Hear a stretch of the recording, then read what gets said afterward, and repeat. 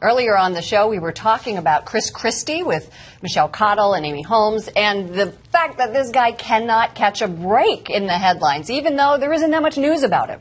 Well, there was actually some good news for Christie this week. He gave a speech at a fundraising event in Chicago where he talked about income inequality, and the new figures came out showing the RGA, Republican Governors Association, that has raised a lot of money in the short time that he's been the head there. Right, but there's not a lot of news on the scandal, Howie, is my point. There's not a lot of news on the scandal, but you wouldn't know that from watching, let's say, MSNBC. Right. And, you know, the reason we got into this was we saw that we played the clip of MSNBC contributor, former Bush White House aide Nicole Wallace, complaining on the air, saying you have just been beating this thing to death. And saying it to Chuck Todd, who has his own program on MSNBC at 9 a.m., saying, not on my show. So even Chuck Todd is saying, okay, maybe we're doing a little too much. Right. Now, I don't think all news outlets are equally guilty of this, and I also think that the scandal that has enveloped the New Jersey governor, starting with Bridgegate and then other mayors, Democratic mayors, saying that he bullied them or tried to use Hurricane Sandy funds as relief. Right. I think it's an important story. I think we should cover it. I think there are investigations and subpoenas, but it's all about proportion. You know, here's the pie, right? Of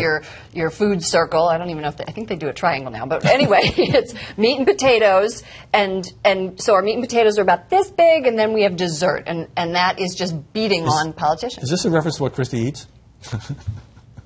No fat jokes, Howard. All right. Yeah, but there have been jokes about comparing the governor to Tony Soprano, a photo illustration in the Republic. Which I found disgusting. They have him at the end of the driveway, maybe we can show it, getting his newspaper. You know, here he's linked to a fictional mobster, and then Rachel Maddow comes out and shows a picture of Al Capone while talking about Chris Christie, who is a criminal who many people think murdered people, but was actually only convicted of tax evasion. Right. So you have this sort of subtle, I would say, Italian stereotyping, which I'm not comfortable with.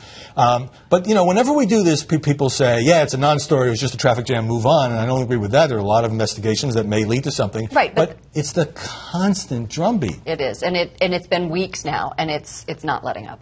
And the reason that this is being pounded, particularly at MSNBC, is the ratings have been going up. Right. It's like anything. I set you up for that. I know, but answer your own questions. You click on Hillary Clinton. You know, everybody clicks on Hillary Clinton. Everybody clicks on Sarah Palin. And now everybody clicks on Chris Christie. Probably not in the way that he might have liked. We're back here next week with more After the Buzz.